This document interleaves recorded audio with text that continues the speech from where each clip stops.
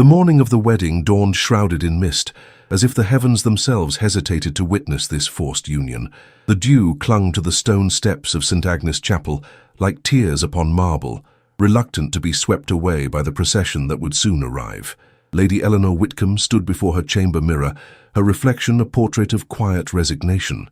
The simple ivory gown, unadorned save for a modest lace at the collar, hung from her slender frame like a flag of surrender. Her mother's pearls, the last remnant of their once prosperous estate, rested cold against her throat. "It is time, my lady," came the whispered voice of her maid, Martha, who had served the Whitcombs since before Eleanor's birth and would not abandon her even now when all else was lost. Eleanor nodded, unable to find words adequate for the occasion. What language could properly convey the sacrifice of oneself upon the altar of necessity? What poetry might capture the particular ache of trading one's freedom for the settlement of a father's debts? The carriage journey passed in stifling silence. Through the window, Eleanor glimpsed the rolling hills of Whitcomb Park, lands that had belonged to her family for generations, now forfeit to creditors, and soon to be reclaimed through this most ancient form of commerce, the trading of a daughter. "So your father would be grateful," offered Lady Agatha, Eleanor's aunt and guardian since her parents' passing 3 winters prior. "The Duke of Winter is a man of great consequence, and greater coldness, they say," Eleanor replied, her voice barely audible above the carriage wheels. Lady Agatha's lips pressed into a thin line. "Better a cold husband with warm hearths than a passionate pauper, child. The Duke will restore your position in society, while I surrender my heart to eternal winter." "Hearts are luxuries, Eleanor. You have always been too fanciful for your own welfare." The chapel loomed ahead, its grey spire piercing the mist like an accusation against heaven. Eleanor clutched her small prayer book, another remnant of happier days, and steeled herself against the trembling that threatened to overtake her limbs. The ancient doors groaned open. Organ notes hung in the air, solemn and inevitable as judgment. Eleanor's gaze remained fixed upon the stone floor as she proceeded down the aisle, counting each step as if they were the final moments of her true self. At the altar stood the Duke of Winter, Edmund Hale, tall and imposing in his formal attire, not a thread out of place, not a hair disturbed by emotion. His reputation had spread throughout the county long before his arrival.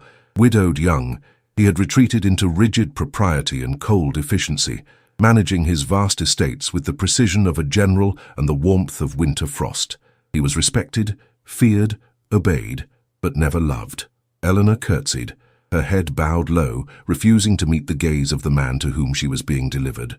The vicar's words washed over her like distant waves, vows, promises, commitments exchanged between strangers.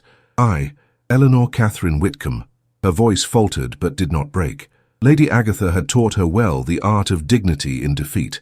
The Duke's responses came measured and precise, as if he was signing a property deed rather than binding himself to a living, breathing woman. "I, Edmund James Hale, Duke of Winter." When the rings were exchanged, his gloved hand barely brushed against hers, a touch so fleeting it might never have happened at all. Eleanor felt the cold metal against her finger, a shackle disguised as jewelry, weighing heavier than its modest size should allow. The ceremony concluded with terrible swiftness. No celebratory bells rang out, no cheers echoed through the chapel. Only the scrape of the quill as they signed the marriage registry marked the transformation of Lady Eleanor Whitcomb into the Duchess of Winter. As they processed from the chapel, Eleanor kept her gaze demurely lowered, as befitted both her station and her sentiment. The small gathering of witnesses, mostly the Duke's associates and a handful of distant relatives, offered polite acknowledgements rather than congratulations. They had nearly reached the Duke's imposing carriage when he suddenly paused, causing Eleanor to halt in her careful steps. "A moment," he said, the first words he had spoken to her outside the formal responses of the ceremony. Eleanor glanced up, startled by the interruption to the choreographed proceedings. The Duke reached inside his coat and withdrew a small package wrapped in cream-colored linen, secured with a pale blue ribbon. "This belongs to you," he stated simply, extending the package toward her. Confusion flickered across Eleanor's features as she accepted the offering, her fingers trembling slightly as they brushed against the fine fabric wrapping. "Open it," he instructed, his voice neither warm nor cold, merely expectant. With careful movements, Eleanor untied the ribbon and unfolded the delicate wrapping. Inside lay a silver locket, tarnished by age but unmistakable in its design, an oval pendant engraved with intertwining roses containing the miniature portrait of a woman with kind eyes and Eleanor's own gentle smile. Her mother's locket, sold years ago to pay for her father's mounting debts after his illness. The last portrait of Lady Catherine Whitcomb, thought lost forever to a collector's anonymous hands. Eleanor's breath caught. Her fingers closed around the precious metal, feeling its familiar weight and contours. "How did you—" she began, but words failed her as the first tear slipped unbidden down her cheek, followed swiftly by another. The Duke said nothing, merely observing her with an expression that, for the briefest moment, suggested something beyond cold calculation, perhaps curiosity, perhaps something deeper still. "The carriage awaits, Your Grace," came the voice of the Duke's valet, interrupting the strange tableau. Eleanor quickly composed herself, wiping away the evidence of her momentary vulnerability. Yet, as she stepped into the carriage that would carry her to Winter Hall, her new home, her gilded cage, the locket remained clutched tightly in her palm, a single warm point in the winter of her new life. The carriage door closed with a decisive click. The horses moved forward. But something had altered in the space between ceremony and departure, a shift as subtle as the changing direction of the wind, yet no less portentous for its subtlety. The rain began to fall. Winter Hall emerged from the morning fog like a spectre, imposing, austere, its grey stone facade unrelieved by ornament or frivolity. The carriage wheels crunched upon the gravel drive, announcing their arrival with sombre percussion. Eleanor gazed through the window, studying what was now to be her home. The manor sprawled across the landscape, its wings extending like arms prepared to enclose her in their cold embrace.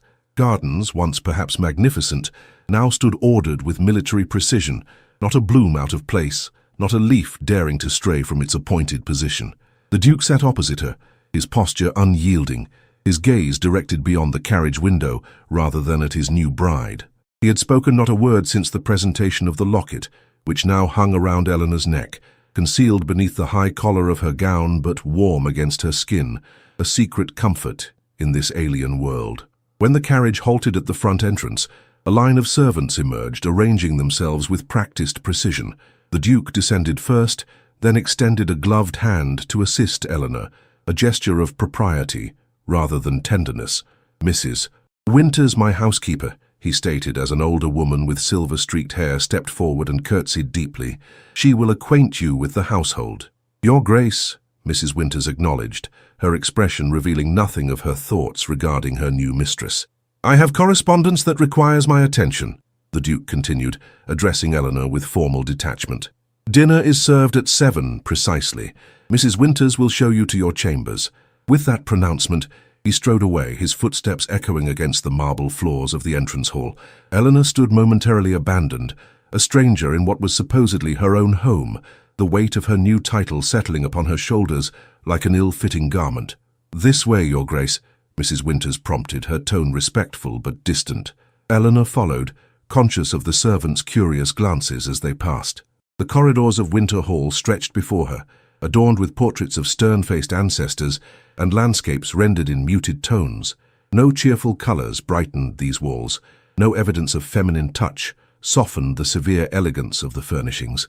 "The family apartments are in the east wing," Mrs. Winters explained as they ascended a broad staircase. "His Grace occupies the suite at the far end of the corridor. Your chambers are here." She opened a door to reveal a sitting room, appointed with furniture of impeccable quality but austere design. Beyond lay a bedchamber with a massive four-poster bed draped in blue silk, and further still, a dressing room already arranged, with Eleanor's modest collection of gowns and personal items, transported ahead of her arrival. "The bell pull summons your lady's maid," Mrs. Winters continued. "His Grace has employed a suitable young woman from the village to attend you, as I understood you did not bring personal staff." "Only Martha, who raised me," Eleanor replied softly. "I hope she has been made comfortable." A flicker of surprise crossed Mrs. Winters' features. "She has been assigned quarters with the upper servants, Your Grace. Is there anything else you require at present?" Eleanor shook her head, suddenly overwhelmed by the strangeness of her circumstances. "Not at present, thank you, Mrs. Winters." Left alone, Eleanor moved to the window, which overlooked the formal gardens. The rain had ceased, leaving the landscape glistening under a reluctant sun. She touched the locket at her throat, drawing strength from its presence. A soft knock at the door interrupted her contemplation. "Enter," she called, composing her features into a mask of ducal dignity. The door opened to reveal a woman, perhaps 10 years her senior, elegantly dressed in lavender silk, her golden grey hair arranged in a sophisticated coiffure.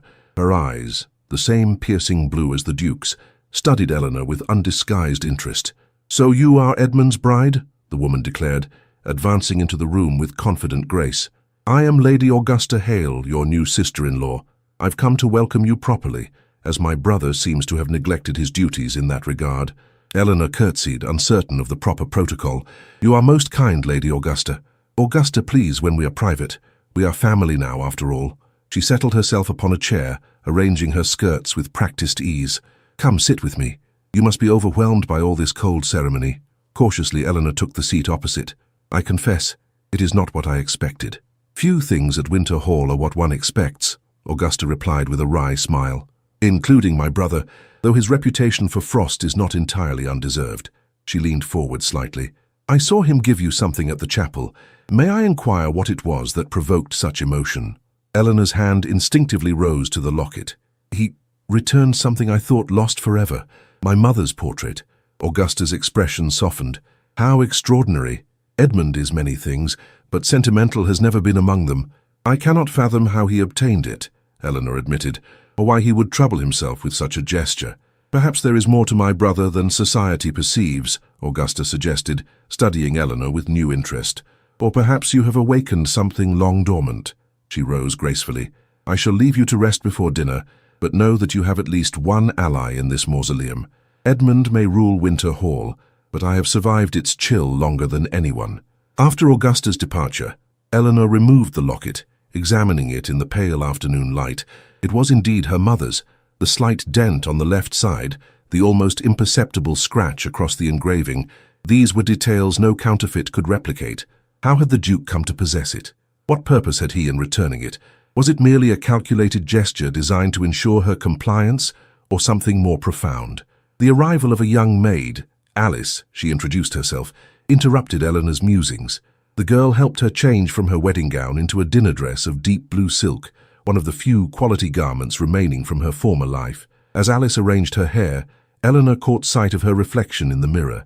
The locket gleamed against her skin, a reminder of all she had lost and the strange gift she had received in the midst of her surrender. "You look beautiful, Your Grace," Alice offered shyly. "Thank you, Alice," Eleanor replied, rising from the dressing table. "I believe it is time to face my new household." The dinner gong sounded, its resonance echoing through the corridors like a herald of battle. Eleanor squared her shoulders, touched the locket once more for courage, and stepped into the hall. At the bottom of the grand staircase stood the Duke, his expression inscrutable as he watched her descend. In his hand, he held a single white rose. Dinner at Winter Hall proceeded with the precision of a military campaign. Footmen moved in silent coordination, presenting each course with flawless timing. Crystal gleamed under candlelight. Silver service reflected the flames in distorted patterns across damask tablecloths. Yet despite the grandeur of the setting, only 3 places were laid at the immense mahogany table. The Duke at its head, Eleanor to his right, and Lady Augusta opposite her. "I've instructed cook to prepare a selection of dishes," the Duke stated, breaking the silence that had persisted since they entered the dining room. "You will inform Mrs. Winters of your preferences, so future menus may be adjusted accordingly." "Thank you, Your Grace," Eleanor replied, struggling to reconcile this cold efficiency with the man who had returned her mother's locket. The white rose he had presented at the foot of the staircase now lay beside her plate, another gesture at odds with his frigid demeanor. "Must we persist with such formality, Edmund?" Augusta interjected, her tone light but her gaze pointed.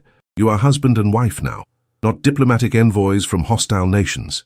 The Duke's expression remained impassive. "Formality provides structure, Augusta. I believe the Duchess appreciates clarity in her new position." "The Duchess has a name," Augusta countered. "One might occasionally employ it." A muscle tensed in the Duke's jaw, but his voice remained controlled. "Eleanor, then, does the arrangement of your chambers meet with your approval?" The sudden use of her given name startled Eleanor more than the question itself. "Yes, they are most comfortable. Thank you for your consideration." "It was no great effort. The chambers have stood ready since the announcement of our engagement." Augusta sighed audibly. "My brother's talent for romance continues to astound." Eleanor observed the siblings' exchange with cautious interest. Their familiarity with one another's barbs suggested long practice, Yet beneath Augusta's teasing lay genuine affection and perhaps concern. "I understand you enjoy reading, Eleanor," Augusta continued, clearly determined to extract some semblance of normal conversation from the stilted atmosphere. "Edmund's library is quite impressive, though woefully underutilized. Perhaps you might breathe some life into those neglected volumes." "The library is at your disposal," the Duke confirmed, "as are the music room and conservatory. Winter Hall is your home now. You may occupy yourself as you wish, provided proper decorum is maintained." "How magnificently generous," murmured Augusta, earning a sharp glance from her brother. Eleanor lowered her gaze to her barely touched plate. "I am grateful for such liberty, Your Grace. I fear I have brought little of value to this union. Save my name." Something flickered in the Duke's expression, a brief disturbance in his careful composure. "Your name is Hale now, and the value of what you have brought remains to be determined." The conversation faltered, giving way to the delicate sounds of silver against porcelain. Eleanor found herself studying the Duke when he was engaged with his plate, or responding to his sister's occasional remarks. His features were undeniably handsome: strong jaw, straight nose, well-defined brow, yet they seemed carved from marble rather than formed of flesh. Only his eyes suggested depths beneath the surface, blue as winter ice, yet harboring shadows that hinted at concealed turbulence. As the final course was cleared, the Duke addressed Eleanor directly once more. "Tomorrow, I shall acquaint you with the estate accounts and household ledgers. As Duchess, certain responsibilities will fall to you." "I am prepared to fulfill my duties," Eleanor replied, her voice steadier than she felt. "Excellent. We shall begin after breakfast." He rose from his chair, signaling the end of the meal. "If you will excuse me, I have correspondence to complete before retiring." With a formal bow, he departed, leaving Eleanor alone with Augusta, who immediately released another sigh.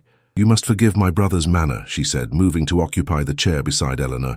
"Since Arabella's death, he has retreated behind walls of propriety and duty." "Arabella?" Eleanor inquired carefully. "His first wife." Augusta's expression grew somber. "She died 7 years ago after only 2 years of marriage. Edmund has never spoken of it, not even to me." Eleanor twisted the wedding band on her finger, this new knowledge settling uncomfortably upon her conscience. "I was not aware." "Few are.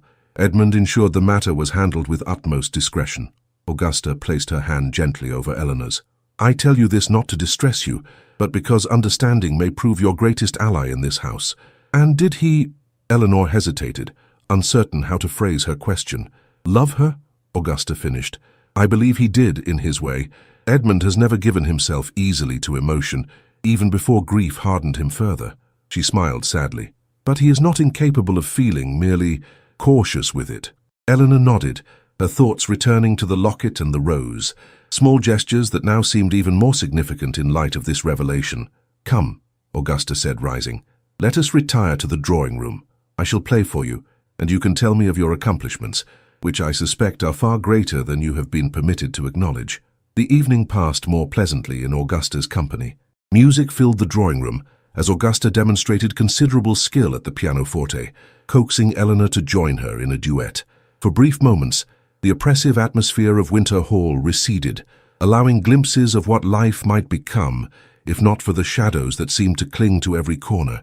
Later, as Eleanor prepared for bed with Alice's assistance, her thoughts returned to the Duke, to Edmund, as she must learn to think of him. What manner of man presented his unwanted bride with her mother's treasured locket, then retreated behind impenetrable formality? What pain lay beneath his frozen exterior? And what might emerge if that ice were to thaw? "Will there be anything else, Your Grace?" Alice asked, having completed the nightly rituals of brushing and braiding Eleanor's hair. "No, thank you, Alice. You may retire." Left alone, Eleanor approached the window. The night was clear now, stars scattered across the velvet sky like diamonds on midnight silk. She unclasped the locket, opening it to gaze upon her mother's gentle face. "What am I to make of him, Mother?" she whispered. "What am I to make of any of this?" A soft knock interrupted her contemplation. Hastily fastening the locket around her neck once more, she called, "Enter." The door opened to reveal not Alice returned with some forgotten item, but the Duke himself, still fully dressed despite the late hour. "Forgive the intrusion," he said stiffly, remaining at the threshold. "I wish to ensure you have everything you require." Eleanor straightened, acutely conscious of her state of undress, though her nightgown and wrapper revealed nothing improper. "Yes, thank you. Everyone has been most attentive." The Duke nodded.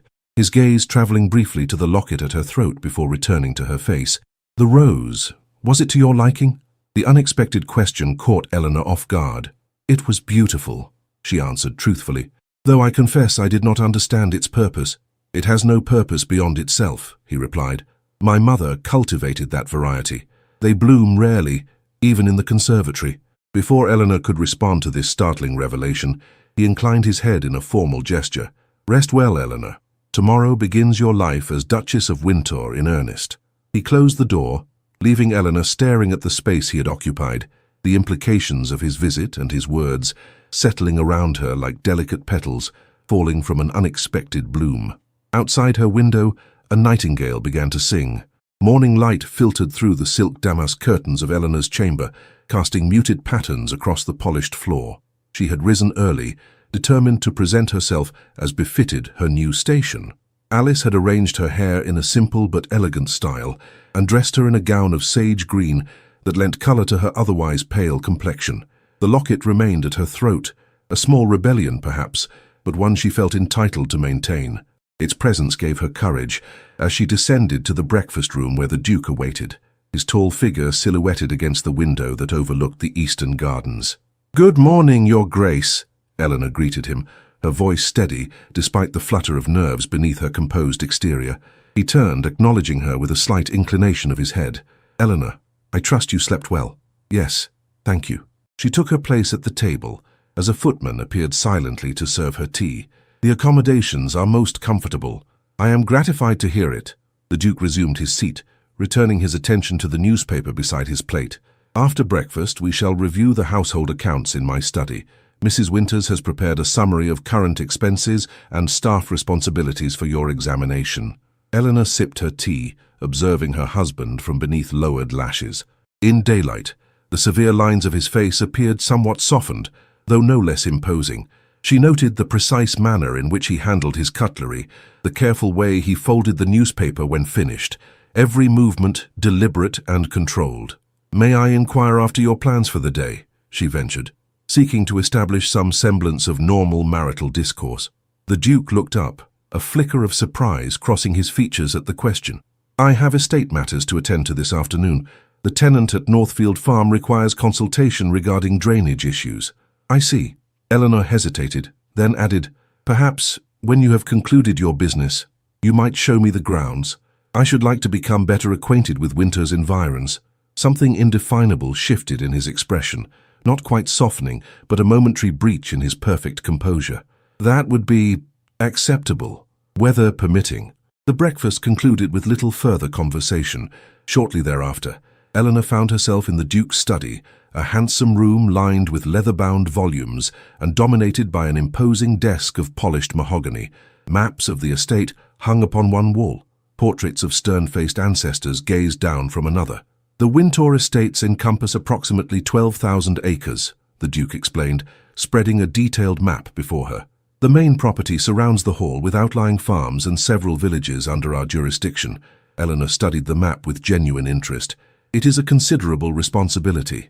Indeed, one that has belonged to my family for 15 generations. Pride colored his voice, the first real emotion she had detected since their marriage. "As Duchess, you will oversee the household budget, staff appointments, and certain charitable obligations." He presented her with a leather-bound ledger, its pages filled with meticulous notations in a precise hand. "Mrs. Winters has maintained these records admirably, but such duties properly belong to the lady of the house." Eleanor accepted the ledger, conscious of the weight of both the physical book and the responsibility it represented. "I shall endeavour to uphold the standards of Winter Hall." "I have no doubt of your capability," he replied, surprising her. "Your aunt spoke highly of your management of Whitcomb Park, despite its difficulties." The reference to her family's financial ruin brought a flush of shame to Eleanor's cheeks. "We managed as best we could, under the circumstances." The Duke observed her reaction with inscrutable eyes. "I intended no criticism. Quite the contrary. Your dignity in adversity is commendable." Before Eleanor could formulate a response to this unexpected praise, the study door opened after a perfunctory knock. A tall man entered, elegantly attired in a riding coat of fine burgundy cloth, his handsome features arranged in an expression of practiced charm.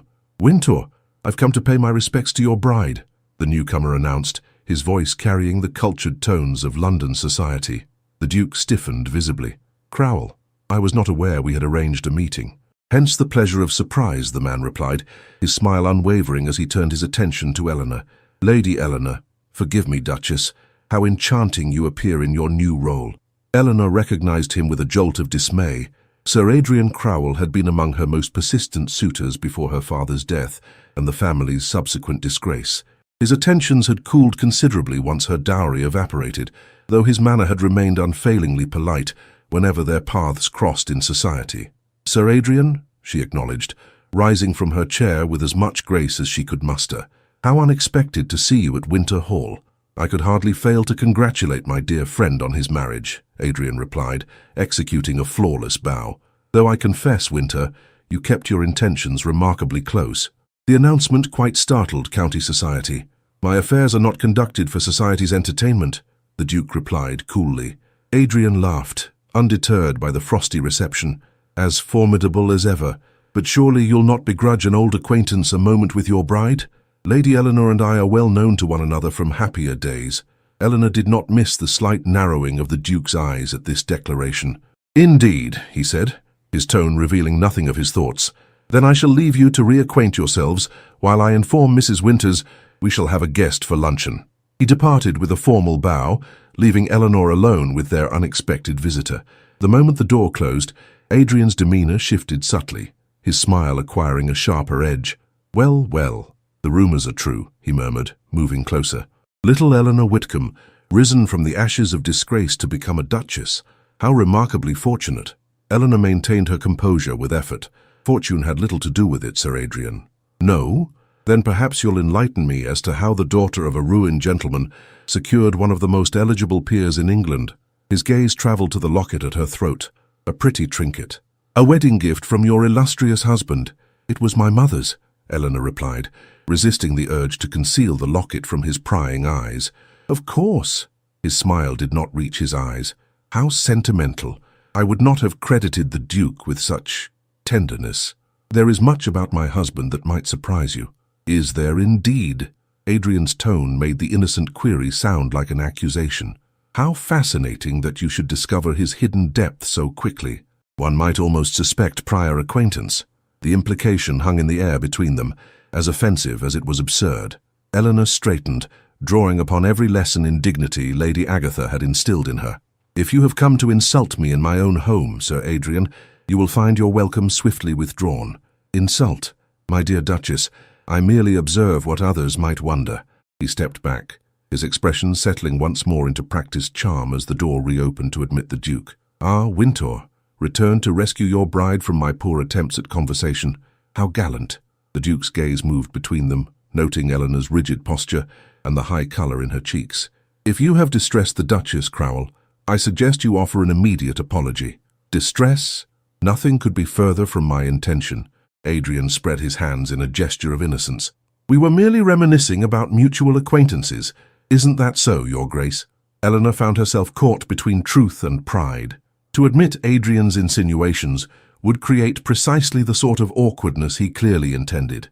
"Sir Adrian was expressing his surprise at our match," she said carefully, as might be expected given the circumstances. The Duke's expression remained unreadable, but Eleanor sensed a tension in his bearing that had not been present before. "Indeed. Perhaps we might continue this discussion over luncheon. The Duchess and I have matters to conclude here first." The dismissal was unmistakable. Adrian bowed with exaggerated deference. "Of course, I shall await your convenience in the drawing-room, if I may." After his departure, silence descended upon the study.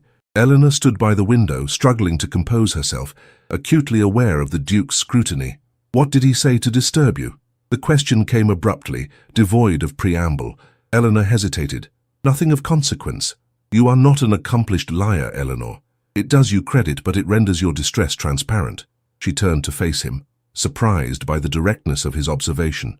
"He implied impropriety in our match, that some prior connection must exist between us to explain your choice of a bride." The Duke's expression darkened momentarily.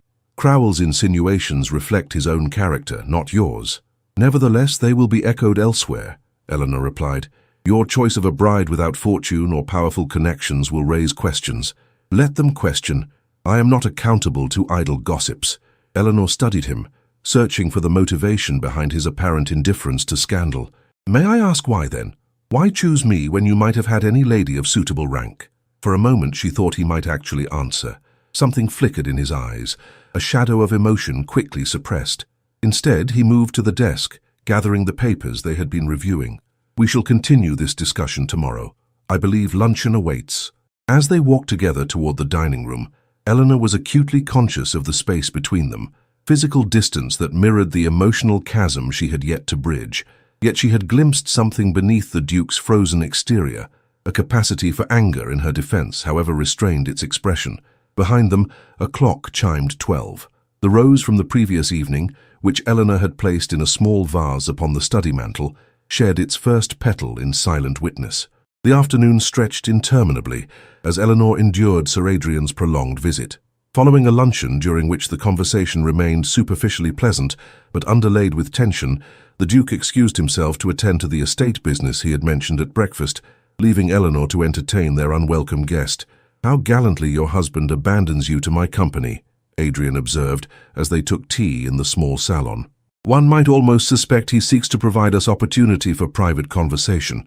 Eleanor maintained her composure, though inwardly she questioned the Duke's decision to leave her alone with a man who had already demonstrated his capacity for impropriety. His Grace has responsibilities that cannot be neglected, even for social obligations. "Responsibilities," Adrian echoed, his tone making the word sound faintly ridiculous.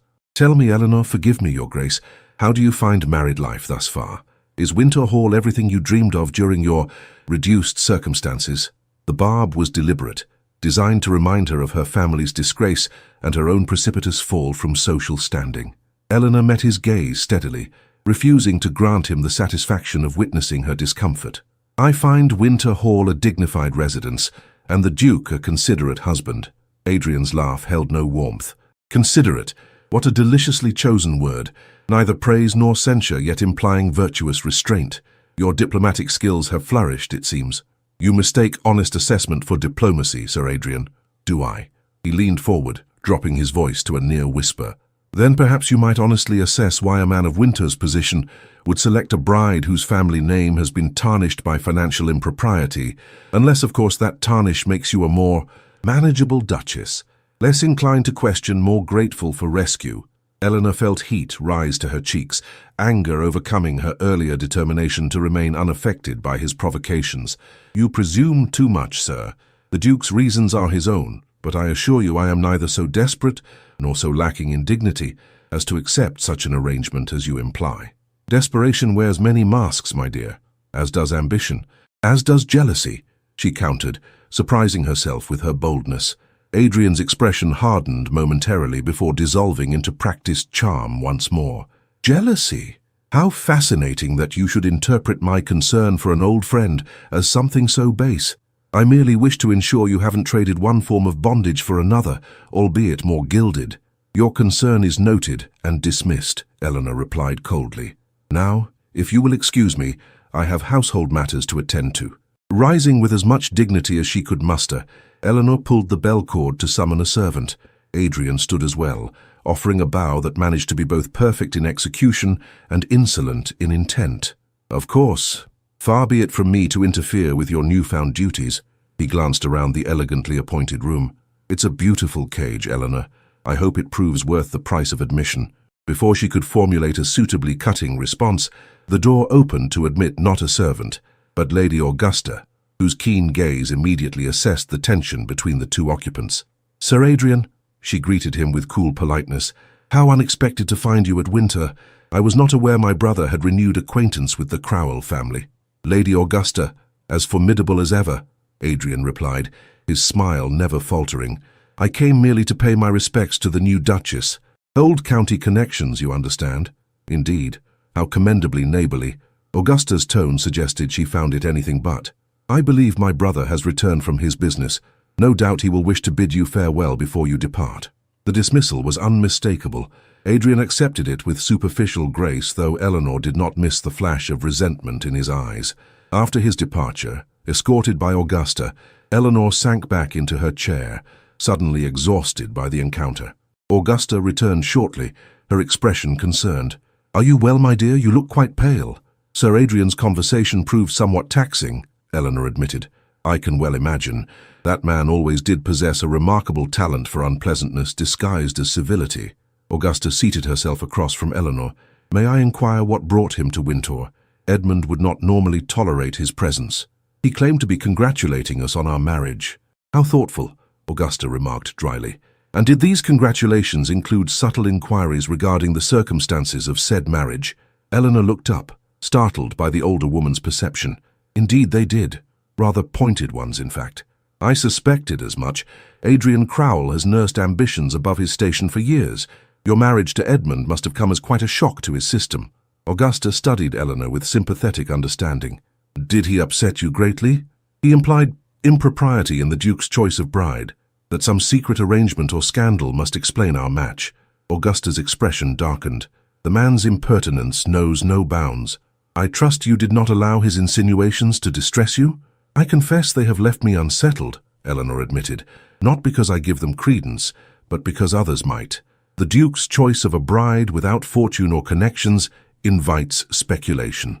"My brother has never concerned himself with the opinions of society," Augusta replied, "though I admit his decision to marry at all came as a surprise after maintaining his widowhood for so many years." Eleanor hesitated, then asked the question that had preoccupied her thoughts since Adrian's departure. "Lady Augusta, may I ask, what became of the Duke's first wife? I know so little, yet the shadow of her absence seems to linger in every corner of this house." Augusta's expression grew somber. "Arabella died in childbirth along with the infant, a son. Edmund has never spoken of it directly, not even to me, but I believe he holds himself responsible in some fashion. How could he be at fault for such tragedy?" "Guilt seldom requires logical foundation," Augusta replied sadly, "particularly in a man as devoted to duty and control as my brother." Eleanor's fingers found the locket at her throat, turning it absently as she absorbed this new information. "And there were no other children?" "No. Their marriage lasted barely 2 years before—" Augusta trailed off, then continued with evident effort to brighten her tone. "But we must not dwell on past sorrows. You are Winter's future now, and perhaps its salvation from the melancholy that has gripped it these 7 years." Before Eleanor could respond to this startling declaration, the door opened to admit the Duke himself, still wearing his riding clothes, his expression unusually animated. "I see Crowell has finally taken his leave," he observed, glancing between the two women. "I apologize for subjecting you to his company, Eleanor. Had I known the true purpose of his visit, I would not have extended such courtesy." "You need not apologize," Eleanor replied. "I am capable of managing unwanted attentions." Something like approval flickered in the Duke's eyes. "Indeed. Augusta, might I have a moment alone with the Duchess?" Augusta rose with a knowing smile. "Of course. I shall see you both at dinner." She paused at the door, adding, "Eleanor handled herself admirably with Crowell, Edmund. You need have no concerns regarding her ability to maintain the dignity of Wintour." After her departure, the Duke approached, removing his riding gloves with methodical precision. "I must ask what Crowell said to you when I was not present. His parting remarks to me suggested impertinence beyond the bounds of acceptable conduct."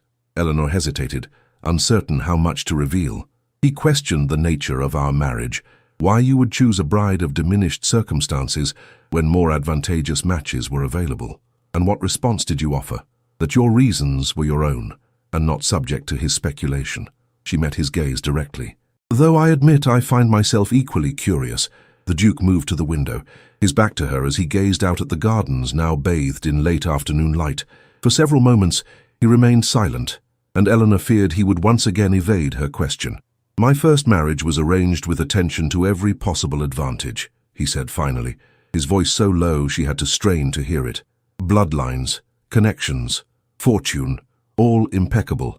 The result was a perfect union by every measure save one." He turned to face her, his expression more vulnerable than she had yet witnessed. "Happiness. We had everything except that most essential element." Eleanor scarcely dared breathe, afraid any movement might shatter this unprecedented moment of openness. "When I determined to marry again, I resolved to select a bride based on different criteria." He hesitated, then continued with evident effort. "Your conduct during your family's difficulties revealed character of uncommon quality, dignity in adversity, loyalty despite cost.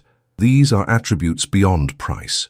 Stunned by this unexpected revelation, Eleanor struggled to reconcile his words with the cold formality that had characterized their interactions. I had no idea you had observed me with such attention. There is much you do not yet know about me, he replied, his composure returning like a shield being raised. Just as there is much I have yet to discover about you. He stepped closer, close enough that Eleanor could detect the scent of leather and horses that clung to his clothing, mingled with something more complex, sandalwood perhaps, and the faint, indefinable essence of his skin. I would like to show you something, he said, his voice returning to its usual measured tone. If you would accompany me to the West Wing? Curiosity piqued. Eleanor nodded her assent. They walked together through corridors she had not yet explored, the Duke occasionally pointing out features of architectural interest or explaining the history behind a particular portrait or artifact. The West Wing appeared less frequently used, its grandeur slightly subdued by an air of disuse. At the end of a long gallery, the Duke paused before a double door of polished oak. This room has been closed for many years, he said, producing a key from his waistcoat pocket. I had it opened and prepared this morning. The doors swung inward to reveal a magnificent library, its walls lined floor to ceiling with leather-bound volumes. Tall windows admitted the golden light of late afternoon, illuminating comfortable chairs arranged before a massive fireplace. A piano occupied one corner, a globe stood in another. The air held the comforting scent of books and beeswax polish. My mother's library, the Duke explained. She spent much of her time here when I was a child. I thought, that is, Augusta mentioned you enjoy reading. Eleanor stepped into the room, overwhelmed by both its beauty and the gesture it represented.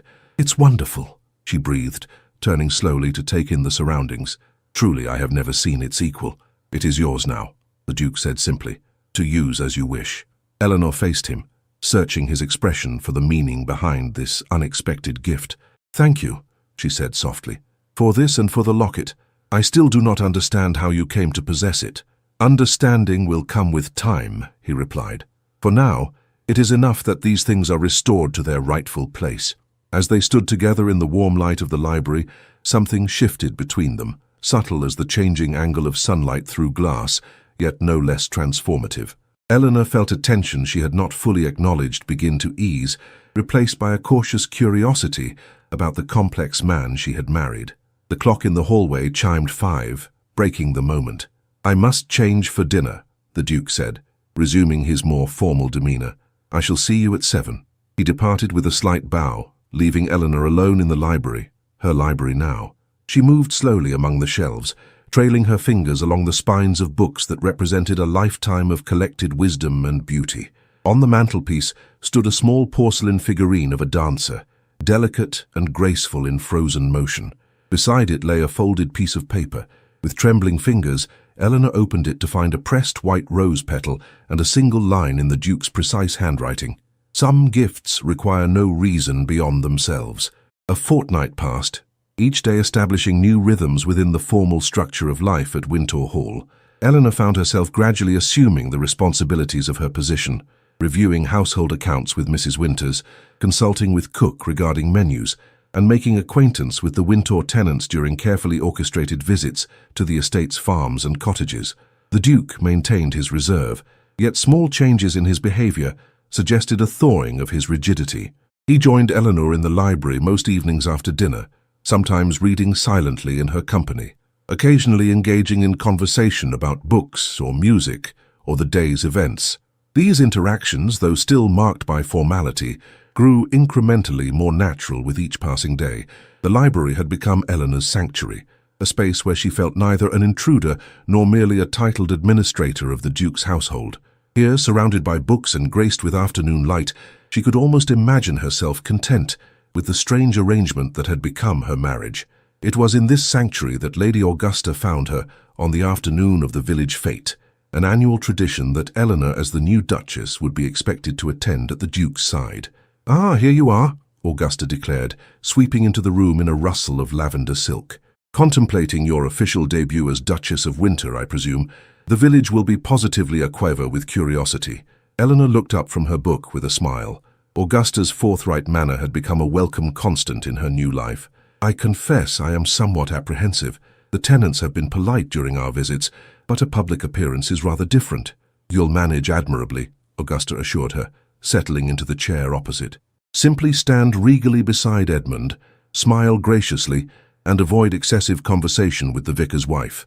She's a terrible gossip, with an inexhaustible supply of ailments to describe in excruciating detail.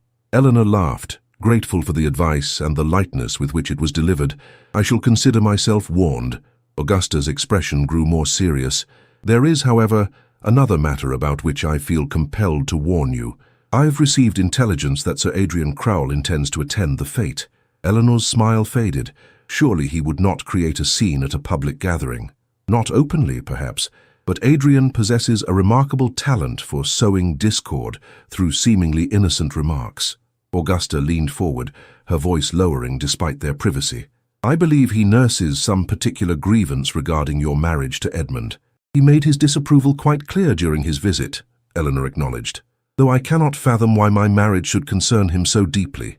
Augusta's shrewd gaze assessed Eleanor carefully. Can you not? Adrian courted you before your father's passing, did he not?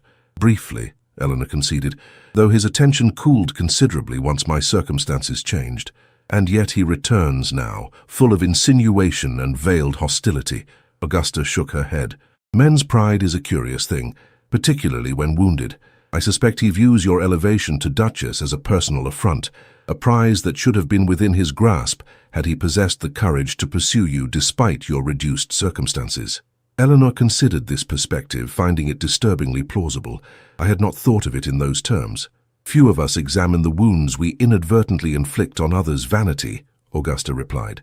But be wary of Adrian. Wounded pride makes men dangerous, particularly those who present a charming facade. The conversation lingered in Eleanor's thoughts as she dressed for the fete, with Alice attending to the final adjustments of her gown, a creation of pale blue silk that Augusta had insisted befitted her first public appearance as Duchess. You look beautiful, Your Grace, Alice said, securing the last pin in Eleanor's carefully arranged hair. The whole village will be ever so impressed. Eleanor smiled at the girl's enthusiasm. Thank you, Alice, though I suspect their standards may be somewhat less exacting than those of London society. Begging your pardon, but I don't think that matters, Alice replied with unexpected wisdom. It's how you carry yourself, isn't it? The old Duchess, that is Her Grace before you, she always looked proper grand, even when she was just walking in the gardens. Eleanor paused in the act of fastening her mother's locket around her throat. You remember the first Duchess? Alice nodded, her young face solemn. I was just a kitchen maid then, but I remember. She was very beautiful and kind too, though sad-like, especially toward the end. Sad? Eleanor prompted gently. Yes'm. She used to walk in the rose garden all alone, even when it was raining sometimes. Alice hesitated, then continued in a lower voice. There was talk among the older servants, not that I listened proper, you understand, but they said she and His Grace had grown distant. Eleanor absorbed this information thoughtfully. Thank you for telling me, Alice. It helps me understand this household better. A knock at the door announced the Duke's arrival to escort her to the waiting carriage. He entered at her acknowledgement, immaculate in formal attire, his tall figure commanding even in the simple act of standing at her threshold. You look, he began, then paused, something flickering in his eyes as he regarded her, most suitable for the occasion. Eleanor rose, acutely aware of his scrutiny. Thank you, Your Grace. I have endeavoured to present myself appropriately as your Duchess. The formality of her response seemed to disappoint him, though his expression revealed little. Indeed, the carriage awaits. The journey to the village passed largely in silence, though Eleanor was conscious of the Duke's gaze occasionally resting upon her. Augusta accompanied them, filling the silence with commentary on the history of the fete and entertaining anecdotes from previous years. The village green presented a charming spectacle as they arrived. Colourful bunting stretched between trees, stalls displaying local crafts and produce, children running with ribbons, and musicians preparing their instruments upon a small wooden platform. The carriage's approach caused an immediate stir, conversations halting as the villagers turned to observe their Duke and his new bride. Remember to smile, Augusta murmured, as a footman assisted Eleanor from the carriage. You look as though you're approaching an execution rather than a celebration. Eleanor managed a genuine laugh at this, which providentially coincided with her first steps onto the green, presenting the assembled villagers with the pleasing sight of their Duchess smiling warmly, as she took the Duke's proffered arm. What followed was a carefully choreographed procession around the fete, with the Duke introducing Eleanor to prominent villagers and tenant farmers. She found herself relaxing as the afternoon progressed, genuinely interested in the lives and concerns of the people who lived under Wintour's protection and authority. "You have a natural gift for this," the Duke observed quietly as they paused between introductions. "The tenants are responding well to your interest." Surprised by the compliment, Eleanor glanced up at him. "I find their lives and work fascinating. Mr. Hadley's description of the new drainage system was particularly enlightening." A ghost of a smile touched the Duke's lips. "I doubt any previous Duchess of Winter has ever found drainage enlightening." "Then they missed an opportunity for valuable education," Eleanor replied, emboldened by his almost smile. He regarded her with an expression she could not quite decipher. "You continue to surprise me, Eleanor." Before she could respond, they were approached by the vicar and his wife, the latter launching immediately into a detailed account of her rheumatism, just as Augusta had warned. Eleanor maintained a polite expression of concern, though she caught the Duke's eye briefly during a particularly graphic description of swollen joints. The shared moment of suppressed amusement felt strangely intimate, a private understanding in the midst of public performance. The pleasant atmosphere was disrupted, however, by the arrival of Sir Adrian Crowell, elegantly attired and bearing the confident smile of a man certain of his welcome despite evidence to the contrary. "Your Grace," he greeted the Duke with a bow just short of insolent in its flourish. "How democratic of you to mingle with your tenantry. And Duchess, a vision of aristocratic loveliness among the rustics." The Duke's posture stiffened perceptibly. "Crowell, I was not aware you had interests in this parish." "My interests are varied and wide-ranging," Adrian replied, his gaze lingering on Eleanor, "particularly where beauty and elevation are concerned." "Then I suggest you elevate yourself elsewhere," the Duke responded, his tone glacial. "My wife and I have obligations to our tenants." Adrian's smile remained fixed, though his eyes hardened. "Of course, far be it from me to interfere with your obligations." He turned to Eleanor, executing another flourishing bow. "Duchess, might I beg the favor of your company for a brief promenade about the green? There are matters of mutual acquaintance I would discuss." Before Eleanor could formulate a diplomatic refusal, the Duke intervened. "The Duchess remains at my side, Crowell. Any matters you wish to discuss can be addressed through proper channels." Adrian's expression tightened momentarily before smoothing into practiced affability. "How very protective you've become, Winter. One might almost suspect jealousy, an emotion I had thought entirely foreign to your nature." An uncomfortable silence fell as the two men regarded each other with barely concealed hostility. Eleanor, sensing the potential for public spectacle, placed her hand deliberately on the Duke's arm. "I believe the children are preparing to present their maypole dance, Your Grace," she said, her voice calm but firm. "We would not wish to miss their performance, having promised our attention." The Duke covered her hand with his own, a gesture that sent an unexpected warmth through Eleanor's body. "Indeed. Good day, Crowell." As they moved away, Eleanor was acutely conscious of Adrian's gaze following them, and of the Duke's hand still covering hers, warm and unexpectedly comforting. "Thank you," he said quietly when they were beyond Adrian's hearing. "Your intervention was timely. I had no desire to witness a confrontation between my husband and a former acquaintance," Eleanor replied, "particularly not before an audience of tenants." "Former acquaintance?" The Duke's tone held a question. Eleanor hesitated, uncertain how much to reveal of her prior connection to Adrian. "Sir Adrian was briefly among my suitors before my father's death," she admitted. "His interest diminished considerably once our financial circumstances changed." The Duke's expression darkened. "Yet he now presumes upon that prior connection to create discomfort. I believe Augusta may be right. His pride was wounded by my marriage to you, a prize beyond his reach, yet one he had discarded." "You are not a prize to be claimed or discarded," the Duke replied with unexpected vehemence. "You are the Duchess of Wintour." The assertion held a possessiveness that both startled and pleased Eleanor. "Yes," she agreed softly, "I am." The moment was interrupted by the arrival of several children bearing flower garlands, which they presented to Eleanor with shy pride. The formality of the afternoon dissolved into genuine warmth as she accepted their offerings and listened to their carefully rehearsed speeches of welcome. Later, as the sun began its descent toward evening, Eleanor found herself momentarily separated from the Duke as he conferred with the estate steward about some matter requiring immediate attention. She stood at the edge of the green, watching the villagers dance to the lively music of fiddle and accordion. "Such a charming spectacle," came Adrian's voice from behind her. "The simple pleasures of simple folk. So very different from the entertainments you once enjoyed in more elevated circles." Eleanor turned, maintaining a composed expression despite her displeasure at his persistence. The sincerity of their enjoyment seems preferable to the artifice of certain society amusements. How nobly expressed! The Duchess adapts to her new role with admirable flexibility. Adrian stepped closer, lowering his voice. "I wonder if your husband appreciates the extent of your adaptability." "I suggest you consider your words with care, Sir Adrian," Eleanor warned, her tone glacial despite the heat rising to her cheeks. "My husband does not tolerate disrespect toward me, nor do I." "Disrespect? I merely observe that your circumstances have undergone a remarkable transformation. From near destitution to duchess in one convenient ceremony." His smile held no warmth.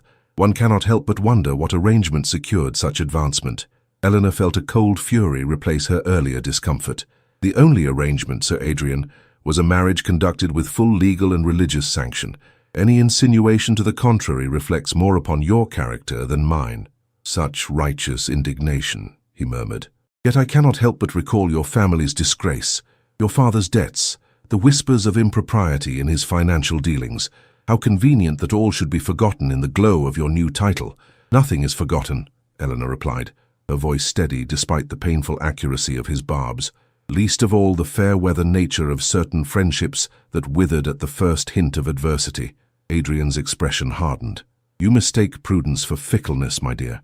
A man in my position must consider connections carefully, as must a woman in mine," Eleanor countered, "which is why I would ask you to maintain a proper distance in future, both physically and in conversation." "Such haughtiness from one so recently humbled," Adrian remarked, his tone sharpening. "I wonder if your husband knows the full extent of your family's disgrace, the rumors that circulated regarding your father's methods of securing investments." Eleanor felt the blood drain from her face. "My father was guilty of poor judgment, not dishonesty. A fine distinction, particularly when those who trusted him lost everything." Adrian's smile returned, cruel in its satisfaction at her visible distress.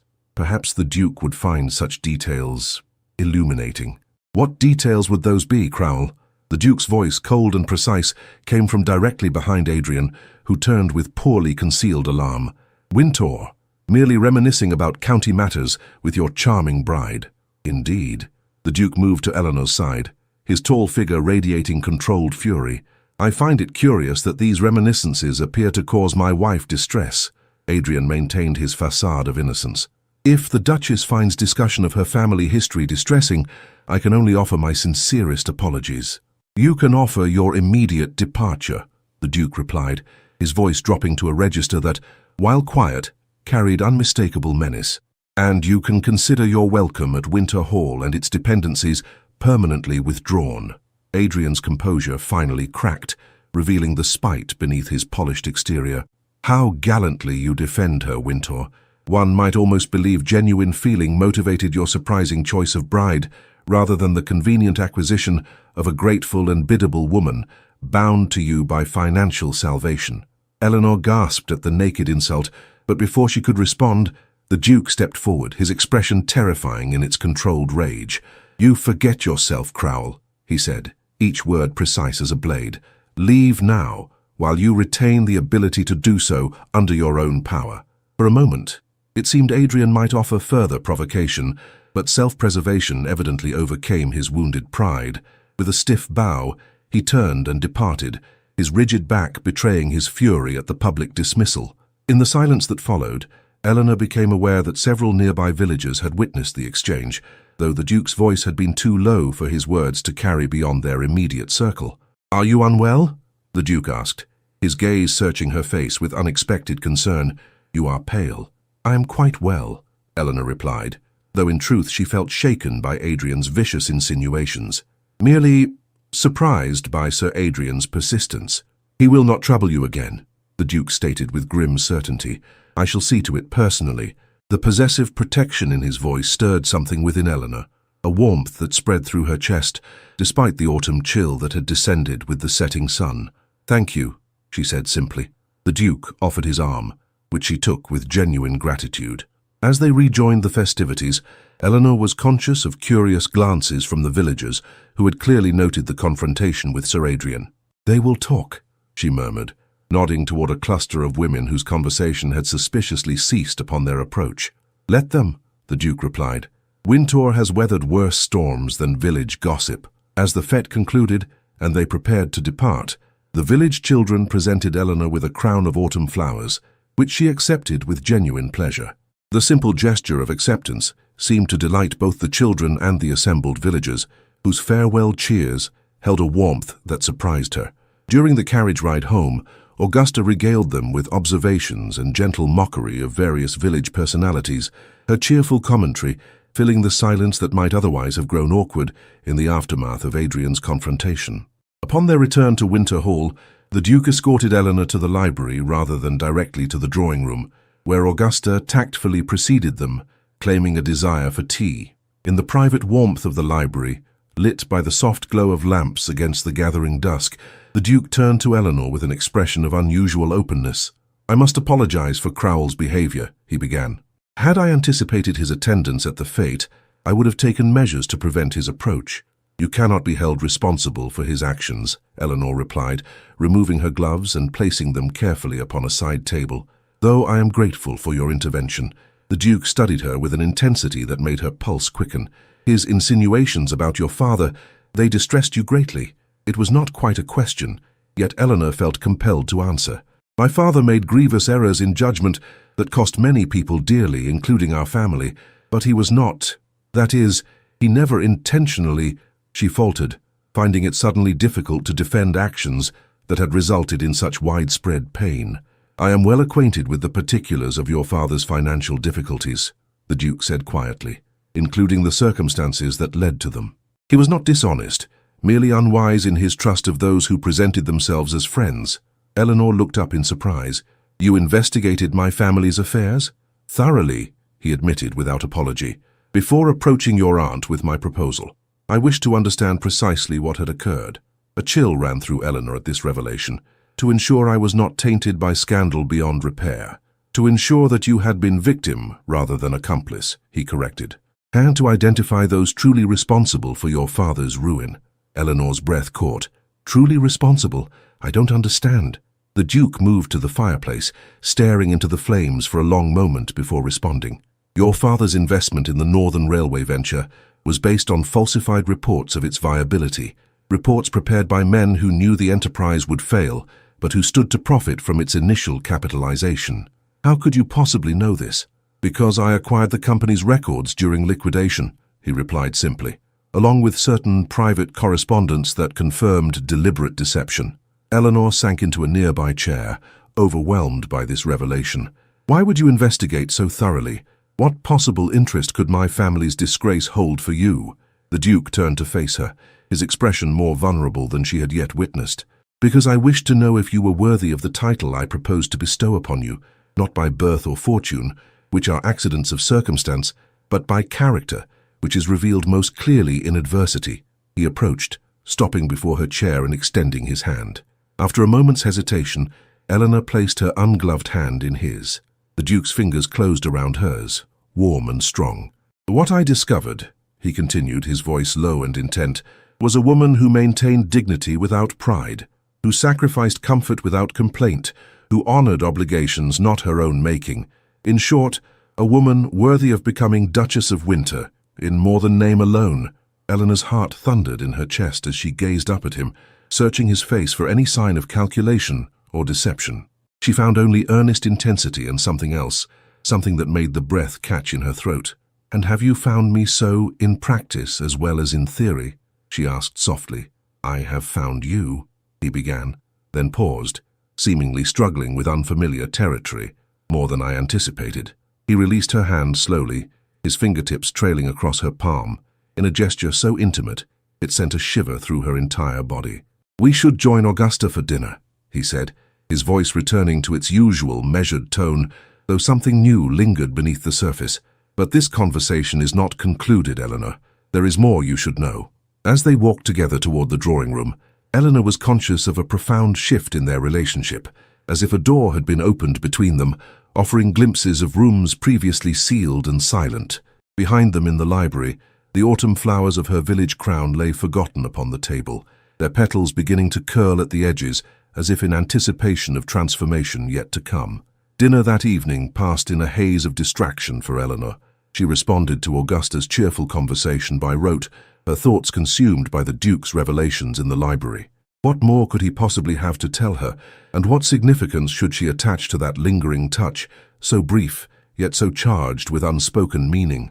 The Duke himself seemed similarly preoccupied, his contributions to the dinner conversation more perfunctory than usual.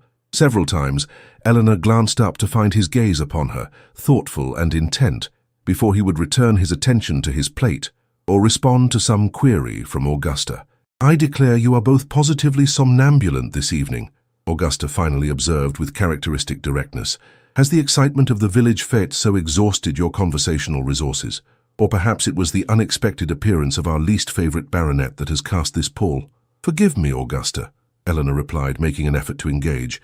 "I confess my thoughts were wandering, as were my brothers, evidently, though I suspect in rather more aligned directions than is typically the case." Augusta's shrewd gaze moved between them, a knowing smile playing about her lips. "Perhaps I shall retire early this evening. A slight headache, you understand. Nothing that should prevent you both from continuing your evening in the library, as has become your custom." The Duke gave his sister a look that, in another man, might have been interpreted as alarm. "There is no need to withdraw on our account, Augusta." "Nonsense. I shall be far better company tomorrow after a restful night." Augusta rose, prompting both Eleanor and the Duke to stand as well. "Eleanor, my dear, that shade of rose becomes you tremendously. Does it not, Edmund?"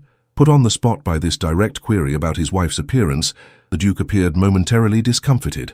"It is most suitable," he managed, though his gaze lingered on Eleanor's face in a manner that suggested more appreciation than his tepid words conveyed. After Augusta's departure, an awkward silence descended upon the dining room. The footman stood at attention, awaiting instructions for serving the final course or clearing the table. "Shall we adjourn to the library?" the Duke suggested. "Unless you prefer to retire as well." "The library would be pleasant," Eleanor replied, her pulse quickening at the prospect of continuing their interrupted conversation. The walk through the corridors of Winter Hall seemed longer than usual, the silence between them charged with anticipation. A footman preceded them to light the library lamps, then withdrew with a discreet bow, closing the doors behind him. Alone, at last, Eleanor moved to the window, gazing out at the gardens now silvered by moonlight. She heard the Duke cross to the sideboard, where a decanter of brandy stood ready, the soft clink of glass against glass as he poured himself a measure. "May I offer you a glass of sherry?" he inquired, his voice carefully neutral. "Thank you, no." Eleanor turned to face him, gathering her courage. "You mentioned there was more I should know." The Duke set down his untouched brandy, his expression grave as he approached her. "Indeed, though I find myself uncharacteristically uncertain how to proceed. Perhaps directly would be best," Eleanor suggested, her hands clasped tightly together to prevent their trembling from betraying her tension. "Very well." He drew a deep breath as if preparing for a difficult confession. "You are aware that I investigated your family's circumstances before proposing our marriage. What you do not know is why I undertook such an investigation in the first place." Eleanor waited, sensing this was a moment of significant revelation. "I first observed you 3 years ago at Lady Harrington's musical evening. You were playing the pianoforte, Beethoven's Moonlight Sonata. Your performance was moving." Surprised by this unexpected beginning, Eleanor searched her memory. "I recall the evening, though I do not remember seeing you there. I arrived late and stood at the back of the room. You were wholly absorbed in the music." A faint smile touched his lips. "I found myself equally absorbed in watching you play. And from this single observation, you developed an interest in my family's financial affairs?" Eleanor asked, confusion evident in her tone. "No, from this single observation, I developed an interest in you." The Duke's directness startled them both. He turned away briefly, as if collecting himself, then continued. "I made inquiries about you, discreet ones. I learned of your family's respectable, if modest, position, your reputation for kindness and intelligence, your father's ill health. You investigated me years before my father's death." Eleanor struggled to comprehend the timeline he was describing. "I observed you from a distance on several occasions thereafter, at the county assembly, in the village lending library, at church services when I was in residence at Windsor." He hesitated, then added, "I had no intention of acting upon my interest. My experience of marriage had left me reluctant to enter that state again." Eleanor's mind reeled with this revelation. "Then, what changed your mind?" "Your father's death, the subsequent revelation of his financial ruin." The Duke's expression grew somber. "I witnessed your conduct during that period of adversity, your dignity, your care for your younger sister, your refusal of easier paths that might have compromised your principles." "You witnessed this all from a distance?" Eleanor asked, a note of disbelief entering her voice. "Not entirely. I employed inquiries through mutual acquaintances, reports from my steward, who had occasion to observe your management of what remained of Whitcomb Park." He met her gaze directly. "I did not make my decision lightly, Eleanor, nor in ignorance." "Your decision to marry me," she clarified, still struggling to absorb the full import of his confession. "Yes, to offer you the protection of my name and position, without expectation of, that is." For the first time since she had known him, the Duke appeared genuinely discomfited. "I wished to provide you security without imposing upon you the more intimate obligations of marriage." Understanding dawned, bringing with it a flush of heat to Eleanor's cheeks. "You proposed a marriage of convenience. I proposed a marriage of respect," he corrected quietly, "based upon my admiration for your character rather than conventional considerations of alliance or advantage." Eleanor moved away from the window, needing physical distance to process this extraordinary revelation. "And the locket? How did that come into your possession?" "I traced it through the dealer who purchased it from your aunt. It took some time to locate, as it had changed hands several times." He paused, then added with careful precision, "I acquired it shortly before our wedding, intending it as evidence of my intentions toward you." "Evidence?" Eleanor echoed, puzzled by his choice of word. "That I wished to restore rather than possess, to give rather than take." The Duke's gaze was steady, though his voice had grown less certain. "I have not been, that is, my first marriage was not," he faltered, seemingly unable to complete the thought. Eleanor waited, sensing that whatever he struggled to express was vital to understanding the man she had married. "My first wife was beautiful, accomplished and utterly suitable in every respect," he finally continued. "Our families arranged the match with meticulous attention to advantage on both sides. Neither of us objected. It was what was expected." Eleanor recalled Augusta's words about the first Duchess, and yet she was unhappy. "We both were." The admission seemed to cost him something in pride. Two strangers bound by law and duty, with no language between us save that of obligation. When she died, his voice dropped almost to a whisper, I resolved never again to enter such an arrangement. "Yet, here we are," Eleanor observed, her tone gentle despite her confusion. "Yes, here we are." He moved closer, close enough that she could detect the faint scent of sandalwood that she had come to associate with him. "But on different terms, or so I had intended." "Different how?" "I meant to offer you independence within our marriage, the security of my name and fortune without the constraints of conventional marital expectations." He hesitated, then added with evident difficulty, "I did not wish you to feel obligated in ways that might diminish your spirit." Eleanor felt a strange mixture of emotions at this confession, gratitude for his consideration, confusion at his methods, and something else, something that felt curiously like disappointment. "And now?" she asked, her voice barely audible even to her own ears. "Have your intentions changed?" The Duke studied her face with an intensity that made her breath catch. "I find myself less certain of the wisdom of my original plan." The air between them seemed to thicken, charged with unspoken possibilities. Eleanor became acutely aware of her heartbeat, of the rise and fall of her chest beneath the rose-colored silk of her gown, of the Duke's, Edmund's, proximity, and the unusual vulnerability in his expression. "Why did you give me the rose?" she asked suddenly, the question emerging unbidden. The unexpectedness of her query seemed to startle him. "It was my mother's favorite variety. She cultivated it herself in the conservatory."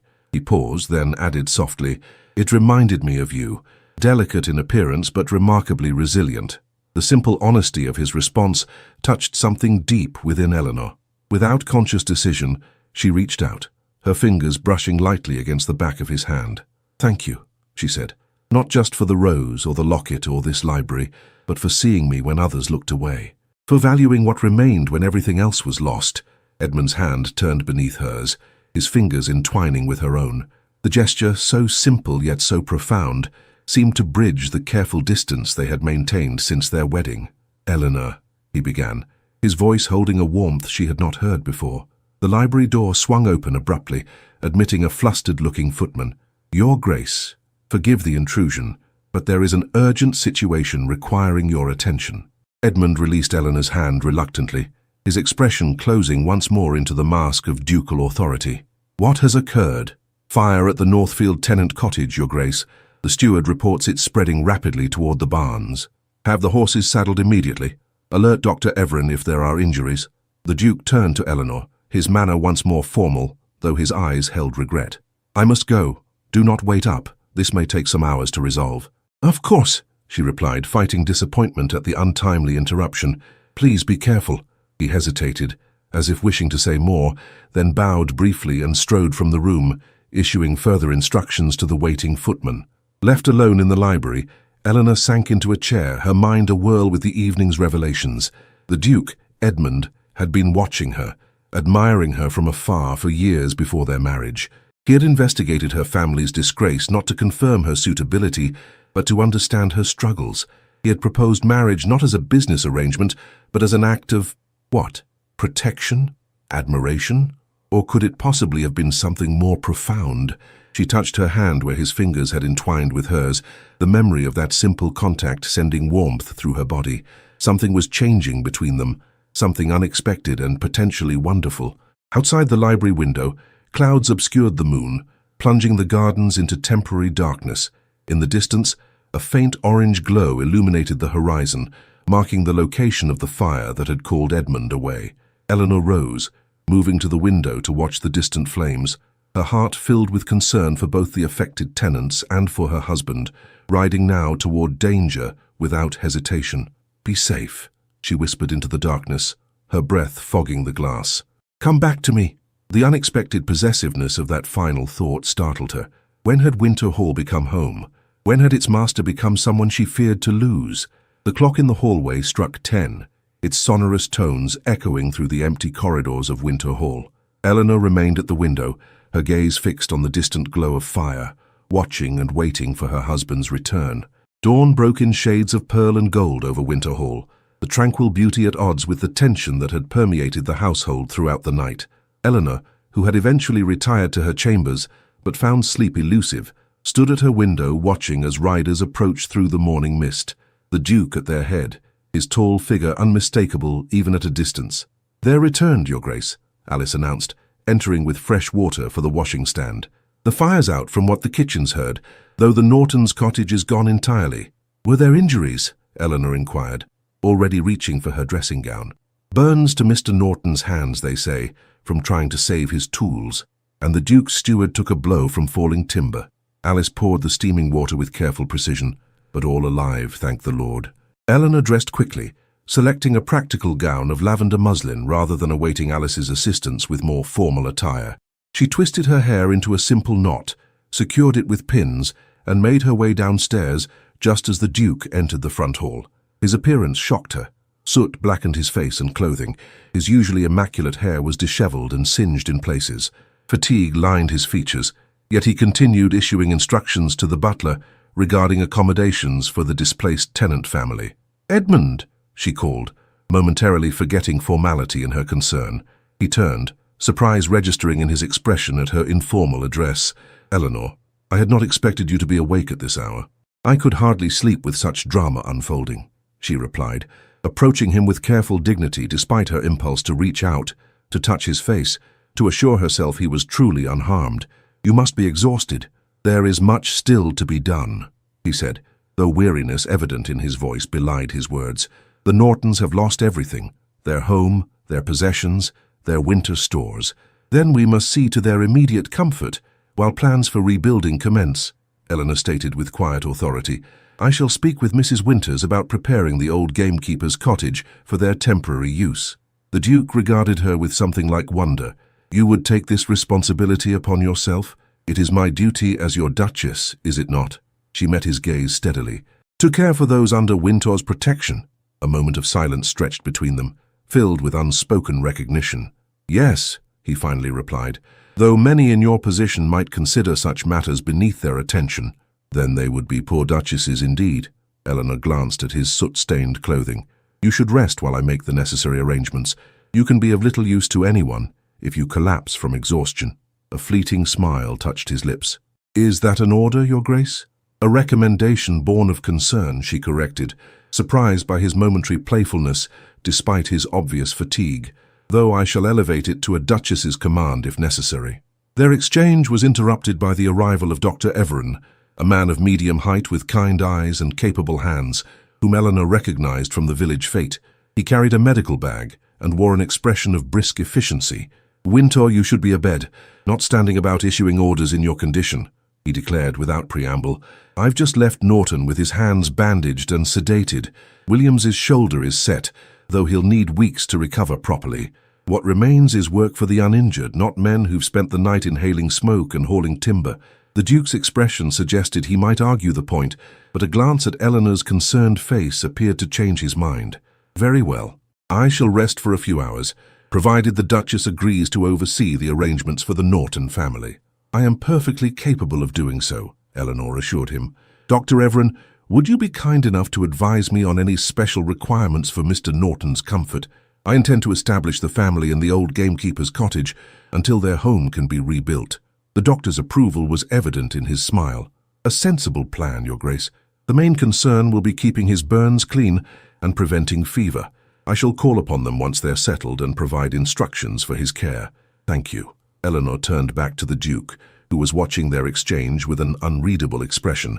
I shall report to you once arrangements are complete. Please allow Winters to attend to you. You look as though you've stood too close to the flames yourself. Something flickered in his eyes at her words. A brief vulnerability quickly concealed. I shall be in my chambers if truly urgent matters arise. Otherwise, I entrust the situation to your judgment. The gravity of this delegation was not lost on Eleanor.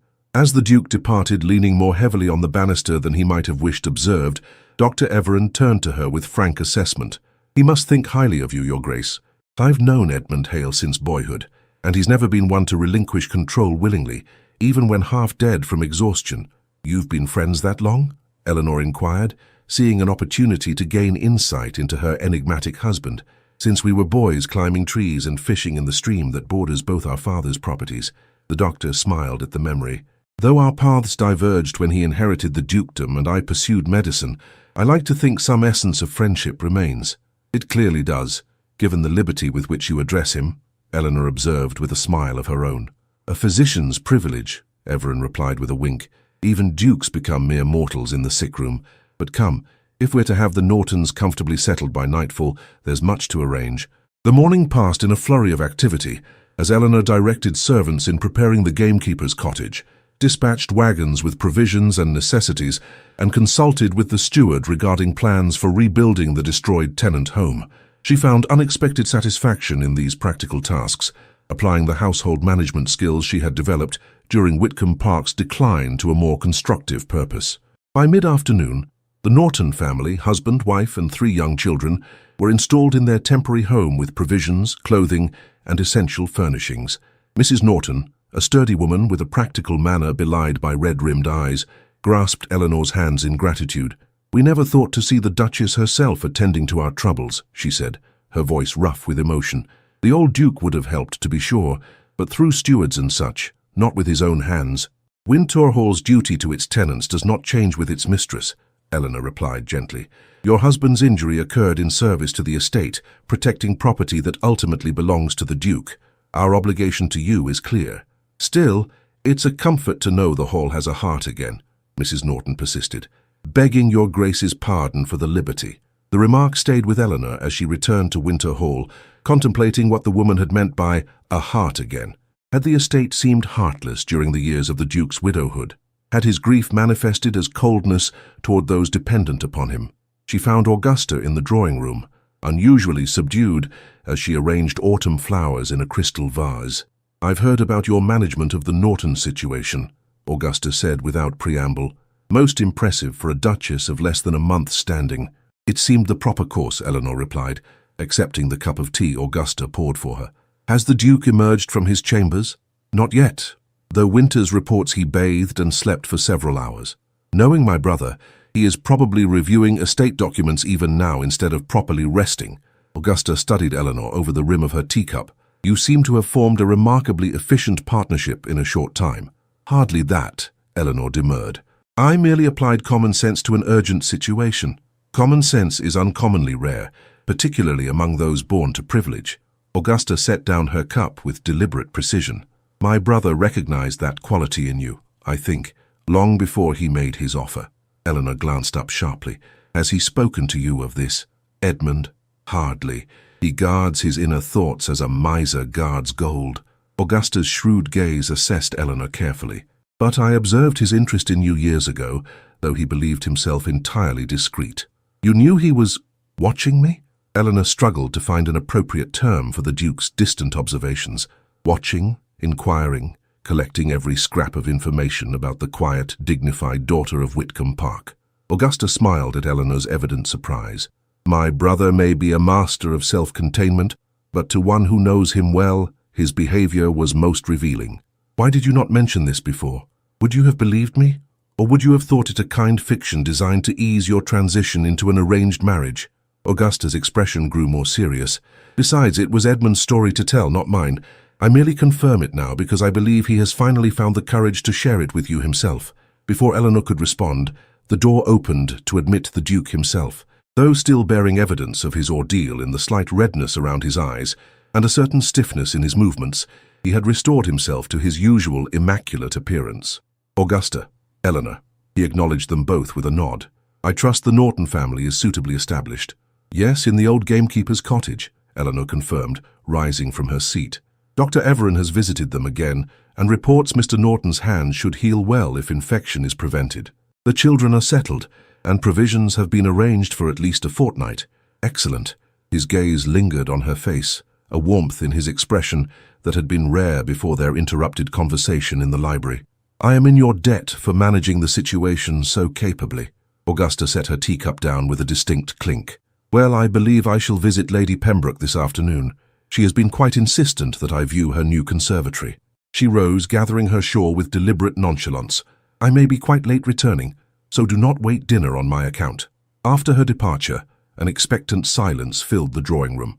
Eleanor remained standing, suddenly unsure of her position or how to continue the conversation so dramatically interrupted the previous evening. I have been thinking, the Duke began, moving to stand before the fireplace, about our discussion in the library. As have I, Eleanor admitted. I realize I left much unresolved when duty called me away. He turned to face her directly. I would remedy that now, if you are willing. Eleanor nodded, her pulse quickening at the intensity of his gaze. I believe we were discussing your original intentions regarding our marriage. Indeed. He hesitated, then continued with evident effort toward candor. I proposed our union with certain boundaries in mind.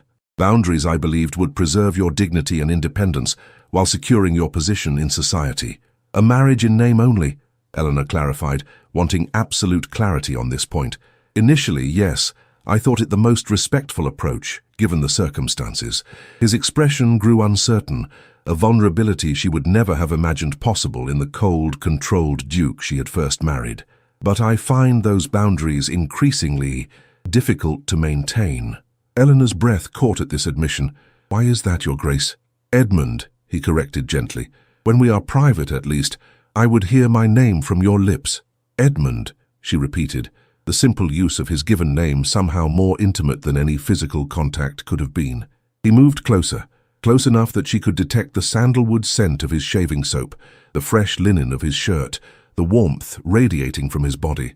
I find myself, he began, then paused, searching for words. That is, my feelings have developed beyond my original intentions. You have shown yourself to be not merely the woman of character I observed from afar, but a partner of unexpected strength and compassion. Eleanor felt warmth rising to her cheeks at his praise. I have only done what seemed right, and therein lies the remarkable nature of your character. He reached out, his hand hovering near her face before dropping back to his side, as if uncertain of his welcome. I find myself wanting more than the arrangement I initially proposed. I find myself wanting— He faltered, and Eleanor realized with sudden clarity that this powerful man, this Duke who commanded thousands of acres and hundreds of lives, was afraid of rejection, afraid of vulnerability, afraid of the very feelings he was attempting to express. With courage born of this understanding, Eleanor closed the distance between them, placing her hand gently upon his arm. "What do you want, Edmund?" His gaze met hers, naked emotion visible in his eyes, for perhaps the first time since their marriage. A true marriage, Eleanor, not merely in name or law or public appearance, but in private truth. A partnership of minds and— He hesitated, then finished with quiet intensity, "and hearts, if such might be possible between us." The simple honesty of his declaration moved Eleanor deeply. "I think," she said softly, "that it might be not only possible, but already beginning." Edmund's hand covered hers where it rested on his arm, his touch warm and unexpectedly gentle for a man of such commanding presence. "Then I would court you properly, as I should have done from the beginning, not with financial rescue or legal contracts, but with the attention and regard you deserve." "We have begun rather backward, have we not?" Eleanor observed with a small smile. "Marriage first, courtship after. An unconventional approach for an unconventional duchess," he replied, a genuine smile transforming his features from handsome to almost boyishly charming. "Will you allow me to remedy my oversight, to show you not merely respect but genuine affection?" Eleanor felt as though her heart might overflow with unexpected joy. "I would like that very much." The moment hung between them, fragile and precious as blown glass. Edmund's hand rose to her face, his fingers tracing the curve of her cheek with exquisite gentleness. "May I?" he whispered, his intent clear in his gaze. Eleanor nodded, unable to find words as he leaned forward, his lips meeting hers in a kiss so tender it brought tears to her eyes. Unlike the brief formal contact that had sealed their wedding vows, this kiss spoke of genuine feeling, of possibilities unfurling between them like flowers opening to the sun. When they parted, Edmund's expression held wonder, as if he had discovered something precious he had not dared hope to find. "Thank you," he said simply. "For what?" "For seeing beyond the Duke of Windsor to the man beneath, for bringing warmth back to these cold halls." His voice dropped lower, intimate in its honesty. "For reminding me that duty without feeling is an empty vessel." A knock at the drawing-room door interrupted the moment. With visible reluctance, Edmund stepped back, resuming a more proper distance before calling, "Enter." A footman appeared, bearing a silver salver with a letter upon it. "Urgent correspondence for your grace, delivered by special messenger." Edmund accepted the letter with a nod of dismissal. As the footman departed, he broke the seal and unfolded the missive, his expression darkening as he read its contents. "Troubling news?" Eleanor inquired, concerned by the sudden change in his demeanor. "Potentially." He refolded the letter with precise movements. "Sir Adrian Crowell has apparently been spreading certain insinuations regarding our marriage in London society circles." Eleanor felt a chill of apprehension. "What sort of insinuations?" "The letter is not specific, only that he has been most indiscreet in his speculations about the circumstances of our union." Edmund's jaw tightened. "It appears our confrontation at the village fete has inspired him to more calculated mischief."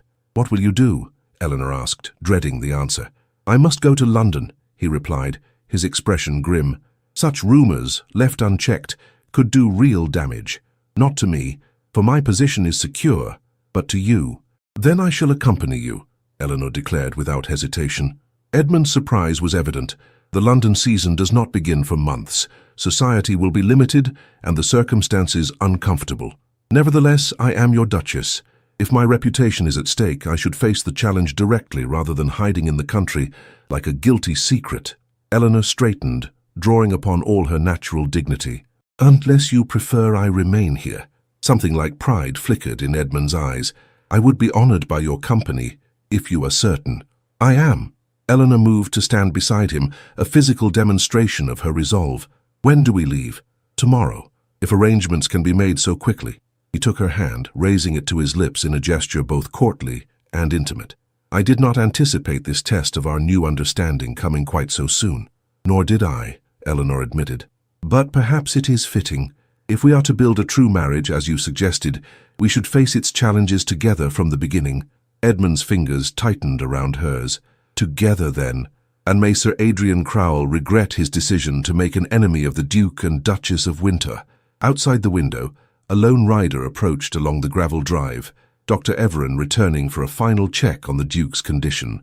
But within the drawing room, something new had taken root between its occupants, a fragile trust blossoming towards something that might, with care and courage, grow into love. The mantel clock struck 4, its chimes marking not merely the hour, but the commencement of a journey neither had anticipated when they stood before the altar as strangers bound by contract and necessity. Now they would face London society as allies, perhaps even as true husband and wife. Spring came to Winter Hall in gentle waves of green and gold, as if nature itself celebrated the transformation that had occurred within its stone walls. The gardens, once rigidly maintained in formal patterns, now featured wildflower borders and meandering paths that invited leisurely exploration rather than merely offering impressive vistas. Eleanor stood at the library window, watching as gardeners planted new rose bushes along the southern terrace, varieties she had selected personally during their sojourn in London. The morning sun caught in her hair, illuminating threads of copper among the rich brown, and gleamed upon the gold band that had, over the past 6 months, come to represent not obligation, but choice. "Admiring your handiwork?" came Edmund's voice from the doorway. She turned with a smile, still marveling at how her heart quickened at the sight of him. "Hardly handiwork when others do the actual planting. I merely pointed and decreed." "The privilege of your position," he replied, crossing the room to join her at the window, "though you exercise it with considerably more restraint than most duchesses of my acquaintance, perhaps because I still remember what it is to serve rather than be served." Eleanor leaned slightly against him as his arm encircled her waist, a casual intimacy that would have been unimaginable in the early days of their marriage. Their journey to London had proven a turning point in their relationship. Faced with Sir Adrian's malicious insinuations in society, they had presented a united front that surprised and ultimately silenced the gossips. Edmund had been magnificent, cold fury controlled beneath impeccable manners as he systematically dismantled Adrian's credibility in the clubs and drawing rooms of Mayfair. But it had been Eleanor who delivered the final blow, confronting Adrian directly at Lady Harrington's winter musical, the very event where Edmund had first observed her years before. "I understand you have taken considerable interest in the circumstances of my marriage, Sir Adrian," she had said, her voice carrying just far enough to be heard by those nearby. Such concern might be touching, were it not so evidently motivated by wounded pride and petty malice. Adrian had blanched, his practiced charm deserting him beneath the collective gaze of the assembled company. "I assure you, Duchess, any remarks I may have made were merely the desperate attempts of a man who abandoned a friend in adversity, only to find that friend elevated beyond his reach," she had interrupted, her tone gentle but implacable. "How fortunate I am that the Duke of Windsor possesses greater constancy of character." The incident had effectively ended Adrian's social aspirations. Within a fortnight, he had departed for the continent, ostensibly for his health, but in reality fleeing the cold shoulders that had replaced welcoming smiles throughout London society. More importantly, the crisis had cemented Eleanor and Edmund's partnership in ways neither had anticipated. Sharing quarters in Edmund's London house, planning strategy over private dinners, presenting themselves to society as a couple genuinely in accord, all had accelerated the courtship he had promised at Winter Hall. By the time they returned to the country, the theoretical boundaries of their marriage had dissolved entirely. Edmund had moved his personal possessions to the connecting door between their chambers, was left permanently unlocked. "The roses should bloom magnificently by midsummer," Edmund observed, drawing Eleanor back to the present moment, "just in time for the garden party." "If the weather cooperates," she agreed. "Augusta is convinced we're tempting fate by planning such an extensive entertainment. Augusta enjoys predicting disaster almost as much as she enjoys being proven wrong." Edmund's arm tightened slightly around her waist. "Speaking of my sister, she has invited Dr. Everin to dine with us again this evening." Eleanor glanced up, noting the subtle amusement in her husband's expression. "The 3rd time this month. Do you think she realizes how transparent her interest has become?" "Augusta? Transparent?" Edmund chuckled, the sound still rare enough to delight Eleanor's ears. "She believes herself the very model of sophisticated discretion, while Thomas blushes like a schoolboy whenever she addresses him directly." Eleanor smiled at the memory of the doctor's flustered reaction to Augusta's mildly flirtatious comments at their last dinner. "It's rather sweet, actually." "Sweet is not a word I ever expected to associate with my formidable sister," Edmund replied dryly. "But I find I do not object to the possibility. Thomas is a good man, one of the few I trust implicitly." "High praise indeed from the Duke of Windsor." Eleanor turned within the circle of his arm to face him fully. You've grown more generous with your trust, I think, only where it is deserved. His gaze softened as it rested upon her face. You have taught me that much, at least. The simple honesty of his words touched Eleanor deeply. In the months since their confrontation with Adrian in London, Edmund had gradually opened himself to her, sharing the pain of his first marriage, the devastating loss of his son, the guilt he had carried for years. In turn, she had confided her fears during her family's disgrace, her determination to protect her younger sister, her resolve never to marry without genuine affection. Each confidence exchanged, each vulnerability revealed, had strengthened the bond between them, transforming an arrangement of convenience into something neither had dared hope for when standing before the vicar those many months ago. "I have news," Edmund said, his tone shifting to one of contained excitement. "The solicitor has completed the arrangements for the school." Eleanor's eyes widened. "Truly, everything is finalized." "Indeed. Construction can begin next month, with completion expected by Christmas." Pride colored his voice as he continued. "The Whitcomb Memorial School for Girls will open its doors with the new year." Tears pricked at Eleanor's eyes. The school had been her idea, a way to honor her father's memory by providing education for the daughters of tenants and villagers who could not afford formal schooling.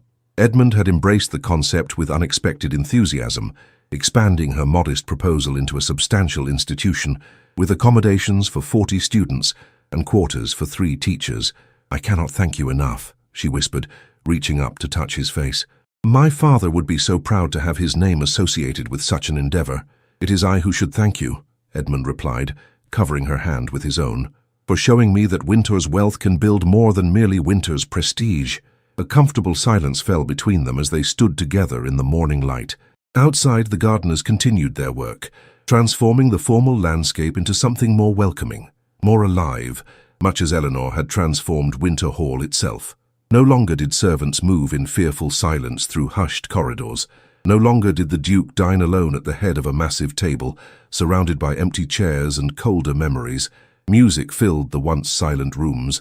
Laughter echoed in galleries that had known only whispers for 7 long years. "Do you regret it?" Eleanor asked suddenly, voicing a question that had lingered at the edges of her mind despite the happiness of recent months. "Regret what?" Edmund's brow furrowed slightly in confusion. "Marrying me, changing the terms of our arrangement, opening yourself to—" She hesitated, still uncertain whether to name the feeling that had grown between them. Edmund's expression softened into tenderness. "How could I regret the greatest blessing of my life? You have brought light where there was darkness, warmth where there was only cold." His voice dropped lower, intimate in its honesty. "You have taught me that duty without love is an empty vessel indeed." Love. The word hung between them, spoken at last after months of demonstration, through countless small kindnesses, thoughtful gestures, and gradually increasing intimacy. "I do love you," Eleanor whispered, the declaration both frightening and liberating. "I think perhaps I began to love you the moment you gave me back my mother's locket." Edmund's arms tightened around her, drawing her close against his chest where she could feel the steady rhythm of his heartbeat. "And I have loved you since I watched you play Beethoven in a room full of chattering socialites, your face transformed by music into something so beautiful it stopped my breath." He kissed her then, not the tentative, gentle kiss of their first true embrace in the drawing room, but something deeper, richer, filled with the certainty of reciprocated feeling. Eleanor returned his kiss with equal fervor, her arms twining around his neck as the last barriers between them dissolved in the morning sunlight. When they finally parted, Edmund rested his forehead against hers, his eyes closed as if savoring the moment. "I had not thought to find this again, or perhaps to find it truly for the first time." "Nor I," Eleanor admitted. "When I agreed to our marriage, I hoped only for security, and perhaps, in time, companionable respect. And now I find myself embarrassingly grateful for my father's financial ruin," she replied with a small laugh. "For without it, I might never have become your Duchess." Edmund smiled, the expression now more frequent but no less precious for its increased appearance. "Then we shall include gratitude among the many virtues taught at the Whitcomb School." A knock at the library door interrupted their private moment. With reluctance, they separated to a more proper distance before Edmund called, "Enter." Mrs. Winters appeared, her usually stern countenance softened by what might almost have been a smile. "Begging your Grace's pardon, but the Norton children have arrived with the first flowers from their new cottage garden. They particularly wish to present them to the Duchess. By all means, show them in, Eleanor replied, delighted by the unexpected visit. The Norton children, Mary, John, and little Beatrice, entered shyly, each clutching small bunches of early spring blossoms. They had prospered in the month since the fire. Their father's hands healed well enough to resume his carpentry, their new cottage built larger and sturdier than the one destroyed by flames. "For you, Your Grace," Mary, the eldest at 9 years, said with a careful curtsy as she presented her flowers. "Mother says they're nothing grand, but they're the first blooms from the seeds you gave us." Eleanor accepted the humble offering with genuine pleasure. "They're beautiful, Mary, and all the more precious for being grown with your own hands." Little Beatrice, barely 5, sidled closer to Edmund, looking up at his imposing height with more curiosity than fear. "We growed them special," she announced with childish directness, "'cause you and the Duchess was kind when our house burned up." Edmund, to Eleanor's delight, and Mrs. Winter's poorly concealed astonishment, knelt to the child's level. "That was no more than you deserved," he said gravely. "Wintour takes care of its own."